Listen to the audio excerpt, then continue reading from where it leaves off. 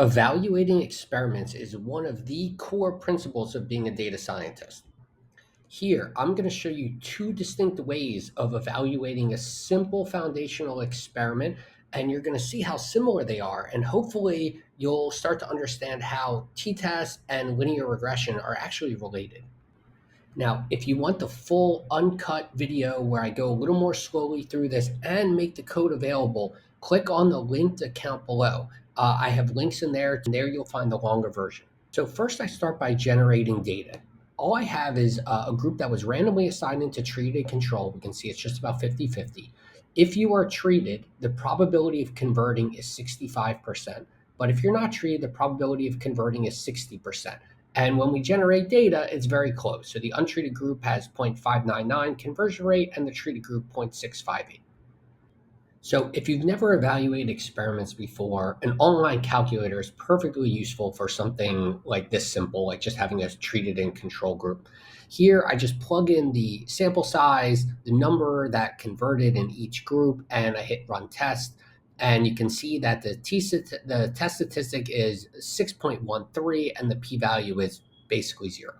As an analyst, you would then say the treatment increased conversion rates by 5 percentage points and it's statistically significant. So you're generally going to want to learn how to code these things yourself and not rely on online calculators.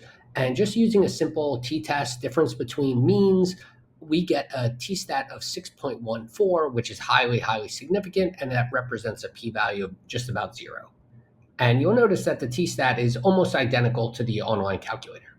Now, you can also do this with linear regression, which is my preferred method. We run a simple regression of convert on treated, and we get a result where the intercept is 0.59, the impact on treat is 0.0592, so just about 0.06, and we can see the t-statistic is 6.14 and a p-value of just about 0. Now, importantly, notice that this t-stat and the p-value, 6.14 and rounding to 0, in the regression is identical to what we get from doing the simple t-test difference in means.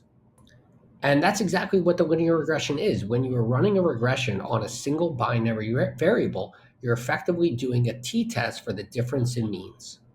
Now let's look at the value of the coefficients in the regression. The intercept is 0.599. Notice that that is exactly the mean of the untreated group. The coefficient on treated is 0.0592. When we add the intercept plus the treated, we get 0.658, which, if you notice, is exactly the mean of the treated group. So if we look back at the regression, the intercept is the mean of the control group. The treated is exactly the difference between the control and the treated group. And the 6.14 is the test for whether this difference is 0. And that's why we get a result that is exactly the same as the simple t-test difference in means.